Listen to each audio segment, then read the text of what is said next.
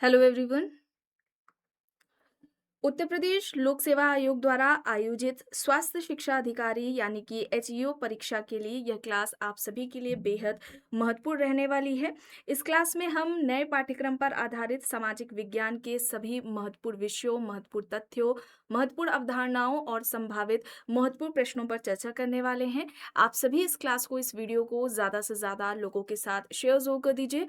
एक इन्फॉर्मेशन है, समाजशास्त्र से संबंधित सभी परीक्षाओं के लिए यहाँ पर प्रैक्टिस सेट एंड सोशियोलॉजी के नोट्स पीडीएफ फॉर्मेट में प्रोवाइड कराए जा रहे हैं। इससे संबंधित जानकारी के लिए यहाँ पर एक व्हाट्सएप नंबर दिया गया है। नंबर है 790-555-3851। इस व्हाट्सएप नंबर पर आप मैसेज करके इससे जुड़ी हुई जानकारी ले सकते हैं। एंड एचयू के नोट्स भी आ चुके हैं। स्वास्थ्य शिक्षा अधिकारी, जिसमें आपका पूरा सिलेबस कंप्लीट कराया गया है, इसके आप नोट्स ले सकते हैं। इसके अलावा स्वास्थ्य शिक्षा अधिकारी से रिलेटेड प्रैक्टिस सेट जो कि नए पाठ्यक्रम पर आधारित है, आप इससे भी ले सकते हैं। कोई भी इससे संबंधित जानकारी चाहते हैं तो नीचे व्हाट्सएप नंबर दिया गया है 790-555-3851। इस व्हाट्सएप नंबर पर आप मैसेज करके इससे संबंधित जानकारी ले सकते हैं। ये सेकेंड क्लास है, इससे पहले एक क्लास हो चुकी है जिसमें 25 प्रश्न कराए गए थे।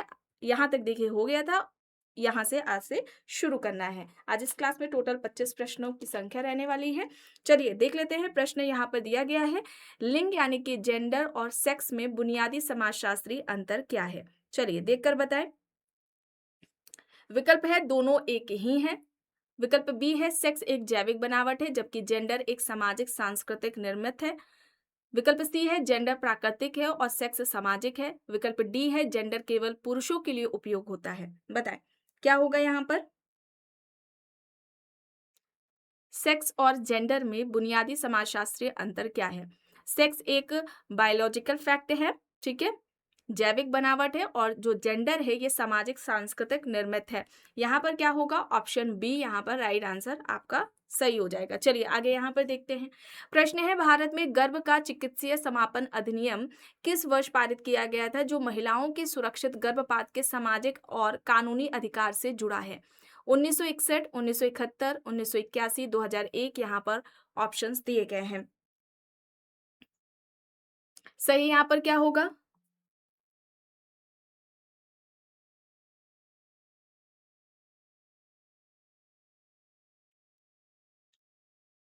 यहाँ पर राइट आंसर क्या हो जाएगा। राइट आंसर 1971 है, ठीक है, 1971 है। ऑप्शन बी यहाँ पर राइट आंसर हो जाएगा। अच्छा, यह लागू कब हुआ, ठीक है, ये भी पूछा जाता है। 1971 में तो ये आया भारत, मतलब कि गर्भ का जो चिकित्सीय समापन अधिनियम है यह 1971 में आया, ठीक है। लागू पूछा जाए, ठीक है, लागू पूछा जाए कब लागू होता है तो याद रखेंगे 1 अप्रैल को, ठीक है, 1 अप्रैल 1972 में यह क्या होता है, लागू होता है। और ध्यान रखें, संशोधन अगर पूछ लिया जाए कब संशोधन हुआ है तो 2021 में संशोधन इसमें हुआ था, इस एक्ट में, ठीक है, इसे आप याद रखेंगे, इंपॉर्टेंट फैक्ट है। चलिए आगे देख लेते हैं। ग्रामीण समाजशास्त्र में प्रभु जाति की अवधारणा किसने दी जो ग्रामीण स्वास्थ्य और सत्ता संरचना को प्रभावित करती है। ऑप्शन है D N Majumdar, M N Srinivas, S C Dube, Andre Beteille यहाँ पर विकल्प है। ग्रामीण समाजशास्त्र में प्रभु जाति की अवधारणा किसने दी जो ग्रामीण स्वास्थ्य और सत्ता संरचना को प्रभावित करती है। यहाँ पर सही क्या हो जाएगा।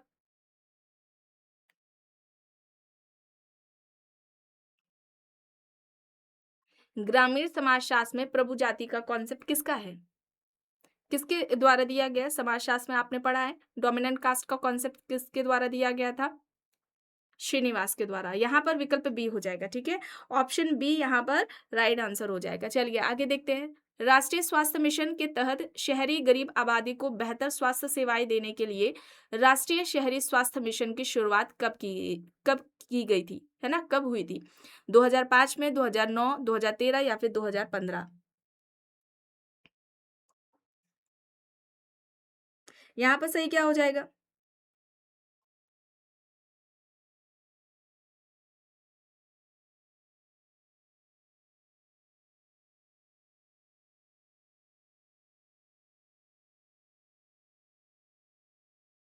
यहाँ पर राइट आंसर क्या होगा।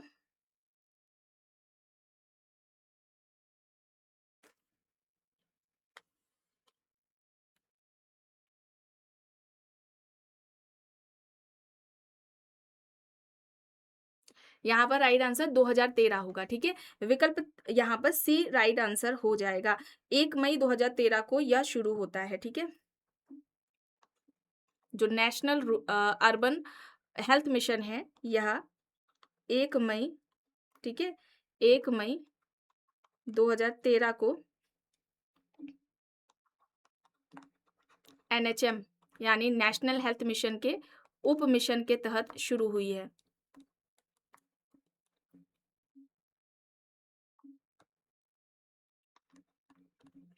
ठीक है। इसे आप याद रखेंगे। इसके अलावा शहरी क्षेत्रों में प्राथमिक उपचार के लिए शहरी प्राथमिक स्वास्थ्य केंद्र भी बनाए गए हैं, ठीक है। अब इसमें हम कह सकते हैं कितनी आबादी को यह कवर करता है। अगर हम बात करें अर्बन प्राइमरी हेल्थ सेंटर की, ठीक है,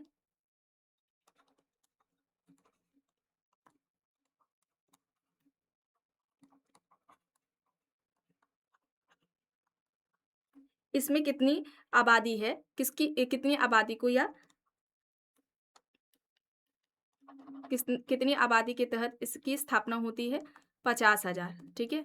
50,000 आबादी यानी कि पॉपुलेशन पर यह स्थापित किया जाता है शहरी क्षेत्रों में प्राथमिक उपचार के लिए, ठीक है। इसे आप याद रखेंगे। शहरी क्षेत्रों में शहरी क्षेत्रों में प्राथमिक उपचार के लिए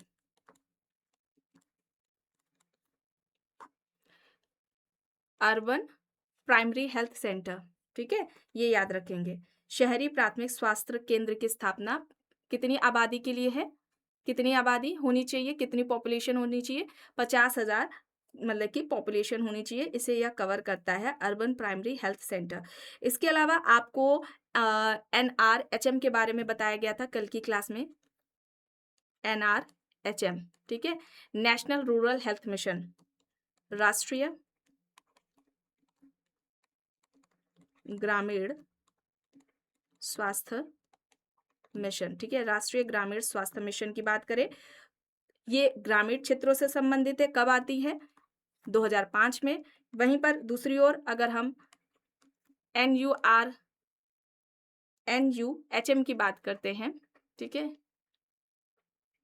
यानी कि नेशनल अर्बन हेल्थ मिशन की बात करते हैं, राष्ट्रीय शहरी स्वास्थ्य मिशन, राष्ट्रीय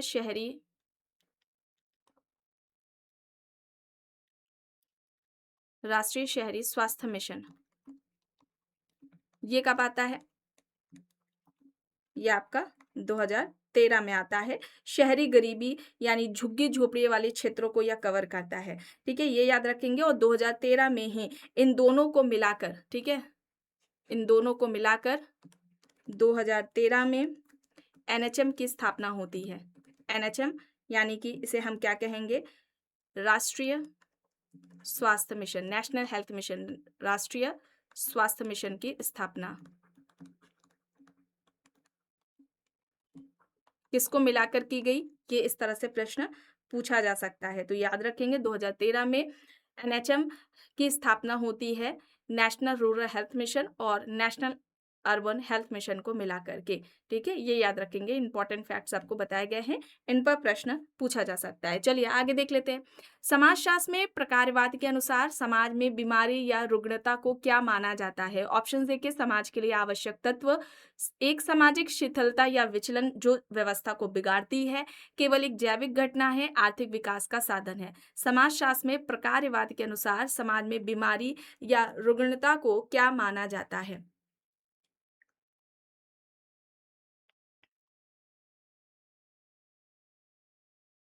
यहाँ पर राइट आंसर आपका क्या हो जाएगा?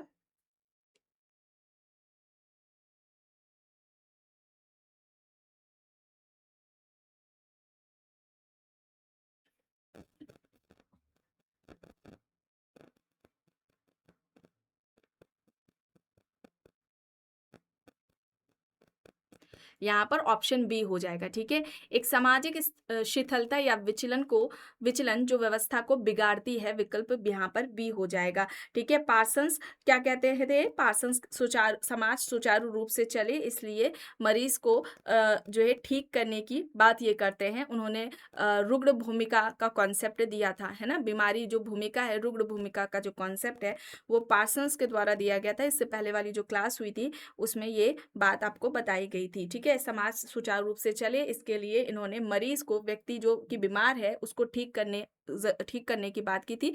जब व्यक्ति ठीक होगा तभी वह अपनी सामाजिक भूमिकाओं का निर्वहन कर सकेगा, जो सामाजिक व्यवस्था के लिए, उसके सुचारू रूप से चलन के लिए बेहद जरूरी है। यहाँ पर क्या होगा, विकल्प बी यहाँ पर राइट आंसर हो जाएगा। चलिए, स्टिग्मा यानी कि सामाजिक कलंक की अवधारणा किसने दी?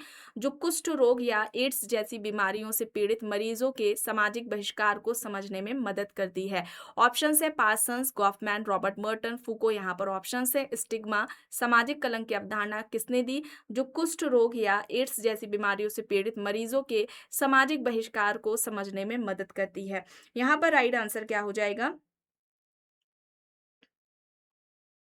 ये जो कलंक, सामाजिक कलंक की अवधारणा या स्टिग्मा का जो कॉन्सेप्ट है, ये किसके द्वारा दिया गया है? गॉफमैन के द्वारा दिया गया है। किस पुस्तक में दिया है? स्टिग्मा नाम की इनकी पुस्तक है। ये कब आती है? 1963 में आती है। इसी पुस्तक में इन्होंने, गॉफमैन ने, ये सामाजिक कलंक, स्टिग्मा का कॉन्सेप्ट दे रखा है। चलिए आगे देख लेते हैं। भारत में वरिष्ठ नागरिकों की राष्ट्रीय नीति पहली बार किस वर्ष घोषित की गई थी? 1999, 2005, 2011, 2017 यहाँ पर विकल्प हैं। भारत में वरिष्ठ नागरिकों की राष्ट्रीय नीति पहली बार किस वर्ष घोषित की गई? यहाँ पर सही हो जाएगा 1999। ठीक है, 1999 होगा, विकल्प ए यहाँ पर राइट आंसर हो जाएगा। प्रश्न है, प्राइमरी हेल्थ केयर यानी कि प्राथमिक स्वास्थ्य देखभाल की अवधारणा को वैश्विक स्तर पर सबसे पहले किस अंतर्राष्ट्रीय घोषणा पत्र में स्वीकार किया गया था? अल्मा आता घोषणा, जिनेवा घोषणा, पेरिस समझौता या फिर दिल्ली घोषणा यहाँ पर दिया गया है।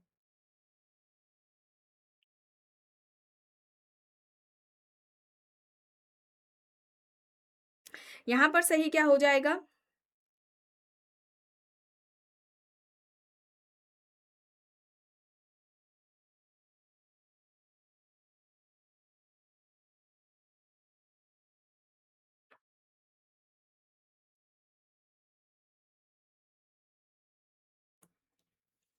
यहाँ पर राइट आंसर अल्मा अता घोषणा होगा 1978। ठीक है, इंपॉर्टेंट फैक्ट्स यहाँ पर आपको बताए जा रहे हैं। सितंबर 1978 में WHO, ठीक है, WHO प्लस यूनिसेफ,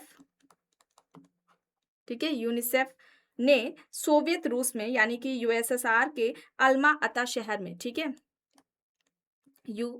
यूएसएसआर के अल्मा अता शहर में, जो वर्तमान में कजाकिस्तान में है, जिसे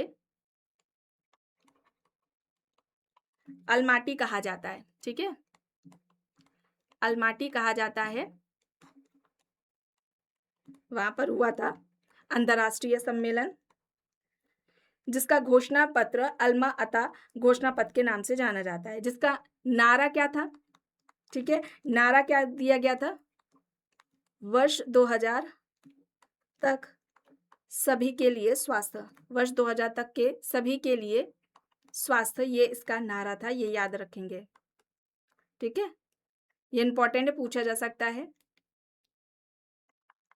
ये भी पूछा जा सकता है कि ये अल्मा अता घोषणा है, ये कहाँ पर था, है ना, कहाँ पर हुआ था, इसे अभी वर्तमान में क्या कहा जाता है, इस नाम से इसे पूछा जा सकता है, ये आप याद रखेंगे। और इसमें ये भी बोला गया था कि जो पीएचसी है यानी कि जो प्राइमरी हेल्थ केयर है, जो प्राथमिक स्वास्थ्य देखभाल है, उसे मजबूत करना था। और इसके लिए जो पीएचसी है, ठीक है, पीएचसी को मजबूत करना। अब इसके यहाँ पर लक्ष्यों की बात की जाए तो इसका मुख्य उद्देश्य क्या था? जो पीएचसी है, ठीक है, प्राइमरी हेल्थ जो सेंटर है, होता है ना, ठीक है, उसको क्या करना था? उसको मजबूत करना था। और वहीं पर इसके जो मुख्य लक्ष्य हैं, ये बताए गए थे और कितने बताए गए थे ये आपके लिए इंपॉर्टेंट हो जाते हैं। 8 बताए गए थे।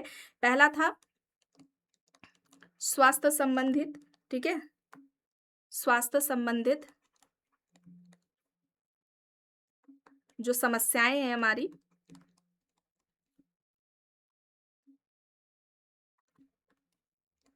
और उन्हें स्वास्थ्य संबंधी समस्याएं और उन्हें रोकने के तरीकों के बारे में शिक्षा, ठीक है? स्वास्थ्य संबंधी जो समस्याएं हैं उनसे उन्हें रोकने से संबंधित जो शिक्षा है उसे देने की बात की गई, ठीक है? दूसरे अगर हम लक्ष्य की बात करते हैं तो उचित पोषण हो जाएगा, ठीक है? उचित पोषण हो जाएगा और खाद्य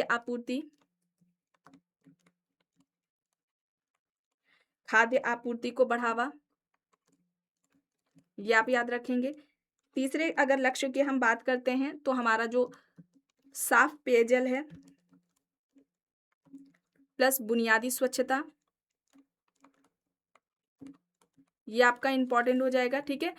साफ पेयजल और बुनियादी स्वच्छता ये आपका हो जाएगा। उचित पोषण, खाद्य आपूर्ति को बढ़ावा, स्वास्थ्य संबंधी जो समस्याएं और उन्हें रोकने से संबंधित जो ज्ञान है ये हो जाएगा। इसके अलावा चौथा आपका हो जाएगा मातृ व शिशु स्वास्थ्य, मातृ व शिशु स्वास्थ्य देखभाल, प्लस इसमें परिवार नियोजन भी आ जाएगा, ठीक है? फैमिली प्लानिंग ये हो जाएगा। पांचवी की अगर हम बात करें तो जो संक्रामक रोग होते हैं उनसे संबंधित टीकाकरण, ये हो जाएगा। फिर आपकी जो स्थानीय स्तर पर है ना, स्थानीय स्तर पर जो बीमारियां होती हैं, जो रोग हैं, ठीक है, बीमारी की रोकथाम प्लस उन पर नियंत्रण, ये था। सातवां लक्षण जो समान बीमारियां हैं, ठीक है, सातवां जो लक्षण था, सॉरी, इसका जो लक्ष्य था, जो आपकी जो समान बीमारियां होती हैं, सर्दी खांसी जुकाम समान बीमारियां, इनको इनका इलाज, ठीक है, या हम क्या है बुनियादी इलाज, ठीक है। और फिर आखिरी जो इनका इसका लक्ष्य था, जो आवश्यक दवाएं होती हैं, ठीक है,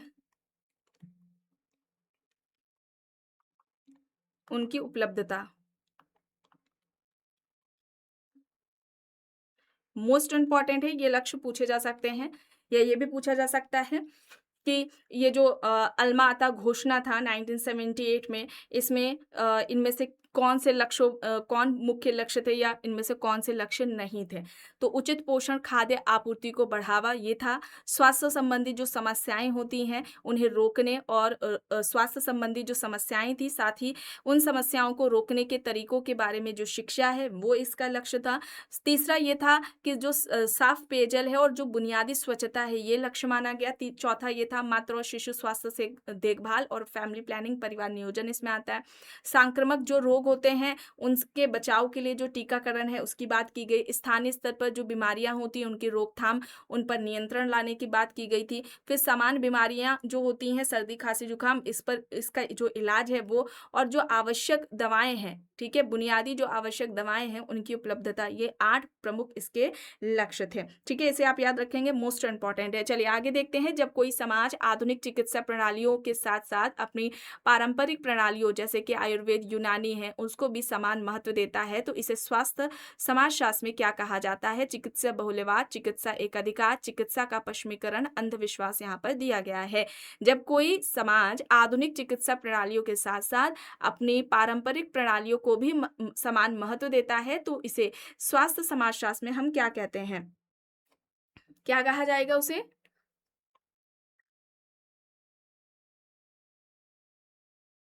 चिकित्सा बहुल्यवाद कहा जाएगा। ऑप्शन ए यहाँ पर राइट होगा। प्रश्न है, ग्रामीण भारत में स्वास्थ्य और पोषण की स्थिति को सुधारने के लिए पोषण अभियान की शुरुआत किस वर्ष की गई थी? 2014, 2015, 2018, 2022, यहाँ पर ऑप्शंस दिए गए हैं।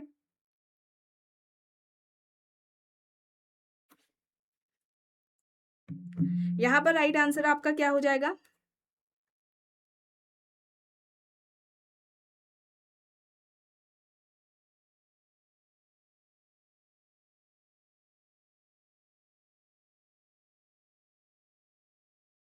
राइट आंसर आपका 2018 हो जाएगा। ठीक है, ऑप्शन सी यहाँ पर राइट आंसर हो जाएगा।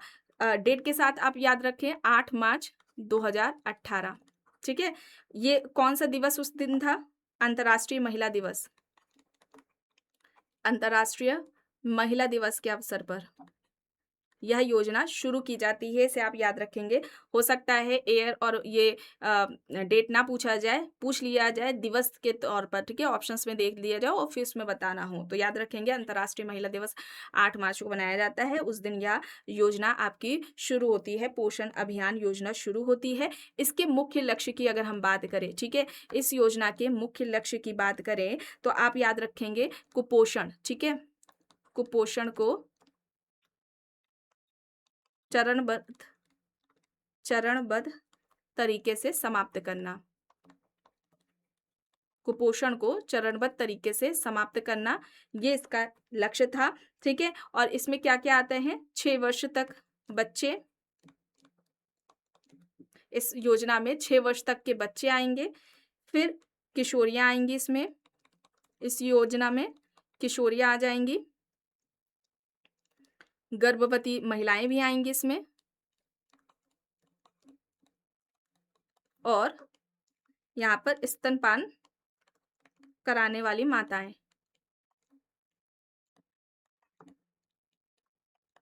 ये इसमें आएंगी। ठीक है, इस योजना के या इस अभियान के तहत, पोषण अभियान में 6 वर्ष तक के बच्चे, किशोरियां, गर्भवती महिलाएं, स्तनपान कराने वाली माताएं इसमें आएंगी, इसे आप याद रखेंगे। इसका उद्देश्य की अगर हम बात करते हैं, ठीक है, पोषण अभियान का उद्देश्य क्या है? ठीक है, उद्देश्य की अगर हम बात करते हैं तो पहला क्या है? स्टंटिंग। ठीक है, यानी कि उम्र के हिसाब से, ठीक है, उम्र के हिसाब से लंबाई ना बढ़ना। ठीक है,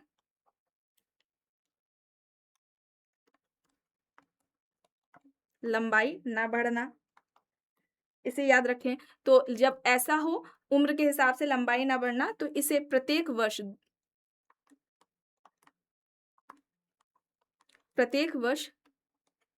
2% है ना, 2% कम करना, ये इसका उद्देश्य था। ठीक है, ये एक उद्देश्य रखा गया। दूसरा अल्प पोषण, दूसरा क्या था? अल्प पोषण था। ठीक है, इसे भी प्रत्येक वर्ष 2% तक कमी लाना है। ठीक है, ये था अल्प पोषण। तीसरा था एनीमिया, यानी कि खून की कमी। ठीक है, एनीमिया यानी कि खून की कमी, तो इसमें आ जाएंगे छोटे बच्चे। ठीक है, छोटे बच्चे, किशोरियां आ जाएंगी, महिला, ठीक है, महिलाएं आ जाएंगी, जिसमें जो खून की कमी होती है उसे प्रत्येक वर्ष, ठीक है, प्रत्येक वर्ष 3% तक कमी लाना। ठीक है, प्रत्येक वर्ष 3% तक कमी करना इसका उद्देश्य था। ठीक है, और कम वजन वाले बच्चे, जो जन्म के समय जिनका कम वजन होता है, उसे भी, ठीक है, ये भी एक लक्ष्य था, इसका उद्देश्य था। जन्म के समय वजन कम बच्चों में होता है ना, तो इसे प्रत्येक वर्ष 2% कमी करना, है ना, मतलब कमी लाना, ये इसका उद्देश्य रखा गया था। ठीक है, सभी में है, बस एनीमिया यानी कि खून की कमी में 3% की कमी लाना था। जन्म के समय जो वजन बच्चे का वेट होता है, जो कम होता है, ऐसी जब समस्या होती है तो प्रत्येक वर्ष 2% इसमें कमी लाना था, ये इसका उद्देश्य था। अल्प पोषण में प्रत्येक वर्ष 2% तक कमी था, और स्टंटिंग यानी उम्र के हिसाब से जो लंबाई नहीं बढ़ती है बच्चों की, तो प्रत्येक वर्ष इसमें 2% तक कमी करना, ये इसके उद्देश्य थे। ठीक है, 4 उद्देश्य आपको यहाँ पर बताए गए हैं, और ये जो लक्ष्य था कुपोषण को चरणबद्ध तरीके से खत्म करना था। 8 मार्च 2018 अंतर्राष्ट्रीय महिला दिवस के अवसर पर यह शुरू की गई थी। चलिए आगे देख लेते हैं। प्रश्न है, चिकित्सा का समाजशास्त्र और चिकित्सा में समाजशास्त्र के बीच अंतर किसने स्पष्ट किया? Robert Strauss, Parson, Michel Foucault, David McNeck, यहाँ पर ऑप्शन है। चिकित्सा का समाजशास्त्र और चिकित्सा में समाजशास्त्र का अंतर किसने किया है? यहाँ पर सही क्या हो जाएगा? यहाँ पर रॉबर्ट स्ट्रॉस हो जाएगा, ठीक है, रॉबर्ट स्ट्रॉस हो जाएगा, ऑप्शन ए यहाँ पर राइट आंसर हो जाएगा। प्रश्न है समाजशास्त्र में सहभागी अवलोकन पद्धति का प्रयोग चिकित्सा प्रणालियों और अस्पताल की संस्कृति को समझने के लिए सबसे पहले किसने बड़े स्तर पर किया था? चलिए विकल्प देखिए, William Caudill, Auguste Comte, Karl Marx, Emile Durkheim, यहाँ पर ऑप्शंस दिए गए हैं। यहाँ पर सही क्या हो जाएगा? यहाँ पर विलियम काउडिल हो जाएगा, ठीक है, ऑप्शन ए यहाँ पर राइट आंसर हो जाएगा। समाजशास्त्र में सहभागी अवलोकन पद्धति का प्रयोग चिकित्सीय प्रणालियों और अस्पताल की संस्कृति को समझने के लिए बड़े पैमाने पर इस पद्धति का प्रयोग किया था विलियम काउडिल ने। ऑप्शन ए यहाँ पर राइट होगा। प्रश्न है भारत सरकार द्वारा मिशन इंद्रधनुष की शुरुआत किस उद्देश्य से की गई थी? ऑप्शन देख लीजिए, ग्रामीण क्षेत्रों में बिजली पहुंचाने के लिए, बच्चों और गर्भवती महिलाओं का पूर्ण टीकाकरण, नदियों को अस्पताल में जोड़ने के लिए, सॉरी नदियों को आपस में जोड़ने के लिए, डिजिटल साक्षरता बढ़ाने के लिए, ठीक है। भारत सरकार द्वारा मिशन इंद्रधनुष की शुरुआत किस उद्देश्य से की गई थी? चलिए बताएं।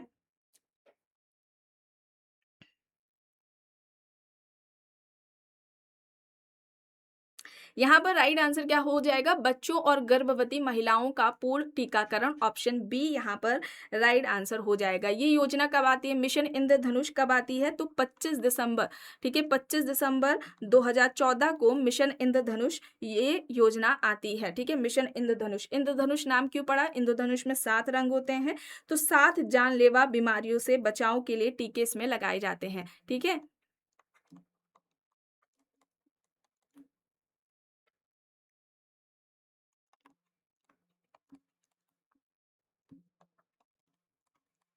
अब ये कौन कौन सी हैं? ये कौन-कौन सी है, ये इंपॉर्टेंट हो जाएँगे, ठीक है? कौन-कौन सी बीमारियाँ इसमें आएँगी, पूछा जा सकता है। पहली तो हो जाएगी डिप्थीरिया, ठीक है? पहली क्या हो जाएगी? डिप्थीरिया है। दूसरी क्या हो जाएगी? काली खाँसी, काली खाँसी हो जाएगी। तीसरी यहाँ पर क्या हो जाएगा? टिटनेस हो जाएगा, टिटनेस हो जाएगा। पोलियो भी है इसमें, पोलियो भी है। टीबी है, ठीक है? टीबी आप याद रखें। फिर इसके अलावा खसरा भी इसमें आ जाएगा और आपका इसमें हेपेटाइटिस बी।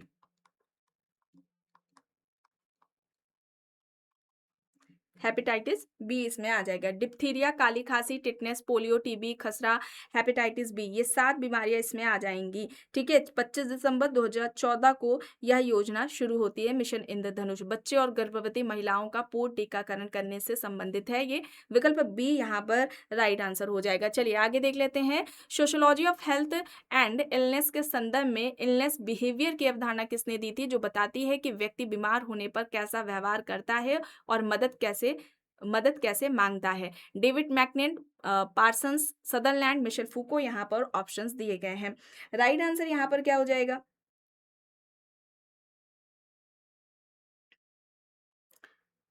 पुस्तक याद रखें आप, ठीक है, और कॉन्सेप्ट आप याद रखें। स्टेटमेंट भी, व्यक्ति बीमार होने पर कैसा व्यवहार करता है, मदद कैसे मांगता है, किसके द्वारा बोला गया। 3 प्रश्न इस तरह से बन सकते हैं। डेविड मैकनेक होगा, ऑप्शन ए यहाँ पर राइट आंसर हो जाएगा। चलिए अब यहाँ पर देखिए, चिकित्सा समाजशास्त्र में क्लिनिकल ऑटोनॉमी का क्या अर्थ है? ऑप्शंस देखिए, मरीजों को अपनी दवा खुद चुनने की आज़ादी, या फिर डॉक्टरों या चिकित्सा पेशेवरों को बिना किसी बाहरी या प्रशासनिक दबाव के इलाज और निदान का निर्णय लेने की स्वतंत्रता, अस्पतालों को मनमाना पैसा वसूलने की छूट, या फिर सरकार का स्वास्थ्य बजट पर नियंत्रण। यहाँ पर क्या हो जाएगा? विकल्प बी, डॉक्टरों या चिकित्सा पेशेवरों को बिना किसी बाहरी या प्रशासनिक दबाव के इलाज के और निदान का निर्णय लेने की स्वतंत्रता। विकल्प बी यहाँ पर राइट होगा। प्रश्न है, जनसांख्यिकीय लाभांश से क्या तात्पर्य है, जो देश की स्वास्थ्य और आर्थिक नीतियों को प्रभावित करता है? ऑप्शन देख लीजिए, वृद्धों की जनसंख्या में वृद्धि होना, किसी देश की जनसंख्या में कार्यशील या युवा आबादी का अनुपात आश्रित आबादी से अधिक होना, बच्चों की जन्म दर में अचानक गिरावट आना, या फिर शहरीकरण की गति तेज होना। जनसांख्यिकीय लाभांश से क्या तात्पर्य है? किसी देश की जनसंख्या में कार्यशील युवा आबादी, इसका अनुपात आश्रित आबादी से अधिक होना। विकल्प बी यहाँ पर राइट आंसर हो जाएगा। ठीक है, ऑप्शन बी यहाँ पर सही है। प्रश्न है, भारत में दिव्यांगजन अधिकार अधिनियम किस वर्ष पारित किया गया था, जिसने दिव्यांगों की श्रेणियों को 7 से बढ़ाकर 21 कर दिया। यहाँ पर देखिए विकल्प है 1995, 2006, 2016, 2020 यहाँ पर विकल्प है। यहाँ पर राइट क्या हो जाएगा आपका? यहाँ पर राइट आंसर 2016 हो जाएगा। ठीक है, 2016 ऑप्शन सी यहाँ पर सही है। भारत में प्रधानमंत्री सुरक्षित मातृत्व अभियान के तहत गर्भवती महिलाओं को हर महीने की किस तारीख को मुफ्त स्वास्थ्य जांच की सुविधा दी जाती है? ऑप्शंस है यहाँ पर, तारीख डेट बतानी है, 1 है, 9 है, 15 है या फिर 30 को। प्रधानमंत्री सुरक्षित मातृत्व अभियान के तहत गर्भवती महिलाओं को हर महीने किस तारीख को मुफ्त स्वास्थ्य जांच की सुविधा दी जाती है?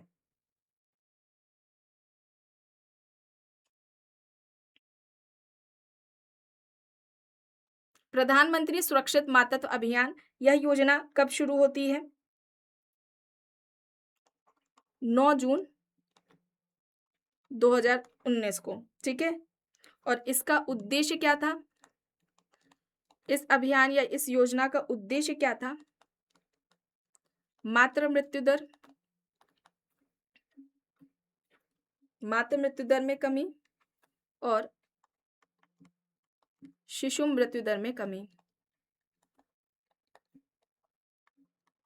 ये याद रखेंगे। ठीक है, यहाँ पर क्या होगा? 9 होगा, ऑप्शन बी यहाँ पर राइट होगा। चलिए आगे देख लेते हैं। प्रश्न है, समाजशास्त्र की वह पद्धति जिसमें शोधकर्ता किसी एक इकाई जैसे कि एक अस्पताल, एक गांव या फिर एक विशिष्ट रोगी समूह का गहराई से और समग्र अध्ययन करता है, तो उसे क्या कहा जाता है? सर्वेक्षण पद्धति, वैदिक अध्ययन पद्धति, सांख्यिकी पद्धति, ऐतिहासिक पद्धति यहाँ पर दिया गया है। किसी भी इकाई का, अब ये इकाई कोई व्यक्ति भी हो सकता है, घटना भी हो सकती है, अस्पताल, गाँव या कोई भी होता है, कोई भी हो सकता है जिसका गहराई से व्यवस्थित अध्ययन किया जाता है, तो ऐसे हम मेथड को हम क्या कहते हैं? केस स्टडी मेथड कहते हैं। विकल्प बी यहाँ पर राइट होगा। प्रश्न है, भारत में मानसिक स्वास्थ्य देखभाल अधिनियम 2017 के तहत निम्नलिखित में से किस कृत्य को अपराध की श्रेणी से बाहर कर दिया गया? ऑप्शन देखिए, नशीली दवाओं का सेवन, आत्महत्या का प्रयास, बिना डॉक्टर की पर्ची के दवा बेचना, अवसाद का इलाज ना करना। यहाँ पर सही क्या होगा?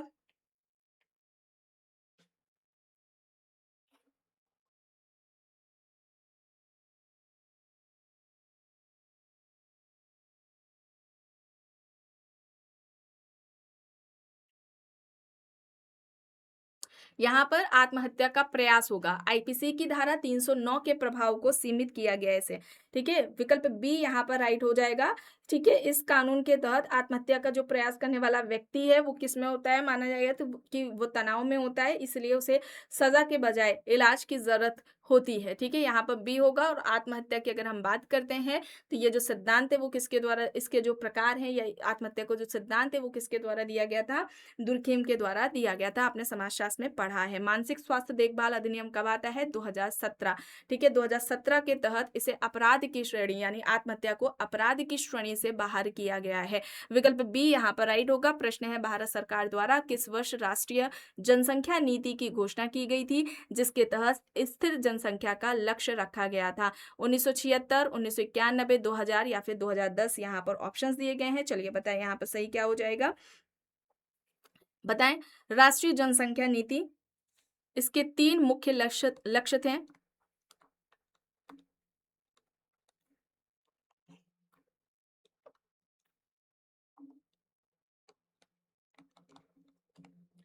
आप आंसर करें।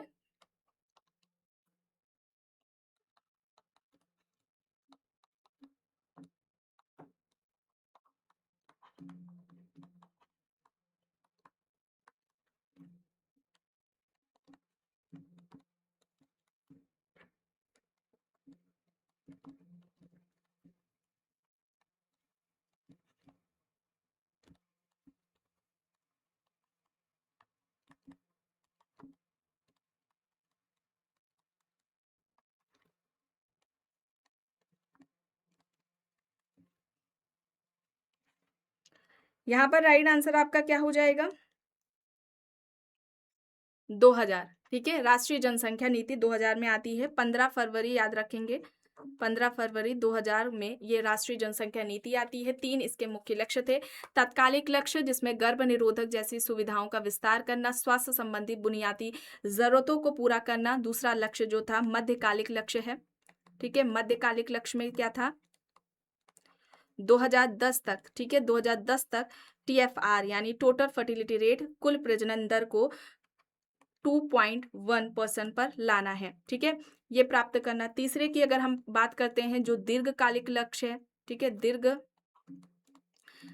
दीर्घकालिक जो लक्ष्य माना गया है, दीर्घकालिक लक्ष्य जिसमें 2045 तक, ठीक है, 2045 तक स्थिर जनसंख्या, ठीक है, 2045 तक स्थिर जनसंख्या प्राप्त करना था, जिसे, ठीक है, 2045 तक स्थिर जनसंख्या, ये इसका लक्ष्य था, जिसे अभी बढ़ा करके 2070 कर दिया गया। 2045 से बढ़ाकर कितना कर दिया गया, 2070 में ये स्थिर जनसंख्या प्राप्त करना है, ठीक है, ये याद रखेंगे, ये पूछा जा सकता है 2045 से बढ़ाकर कितने वर्ष तक स्थिर जनसंख्या का लक्ष्य रखा गया है, तो 2070 तक रखा गया है, ठीक है, 2070 कर दिया गया है, ये याद रखेंगे। यहाँ पर ऑप्शन सी है सही। चलिए आगे देख लेते हैं, चिकित्सा का सामाजिक मॉडल किस बात पर सबसे ज्यादा जोर देता है, केवल दवाओं और सर्जरी द्वारा बीमारी को ठीक करना, बीमारी के पीछे छिपे सामाजिक, आर्थिक और पर्यावरणीय कारकों को ठीक करना, अस्पतालों में बिस्तरों की संख्या बढ़ाना, या फिर डॉक्टरों की फीस को कम करना। चिकित्सा का सामाजिक मॉडल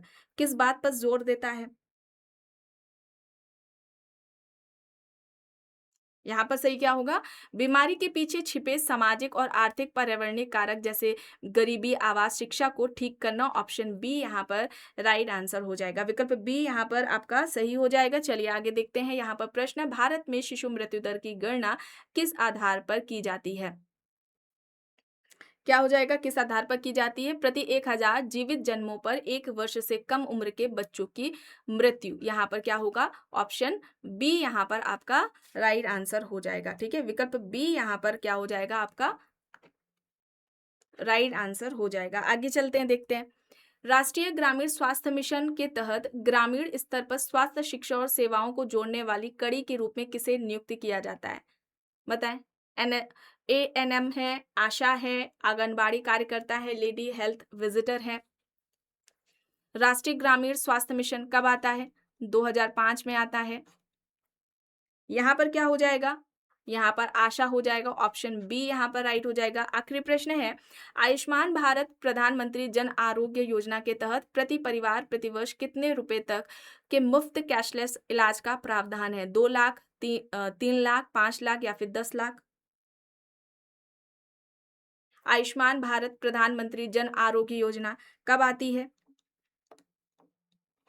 23 सितंबर 2018 को, ठीक है, ये आप याद रखेंगे।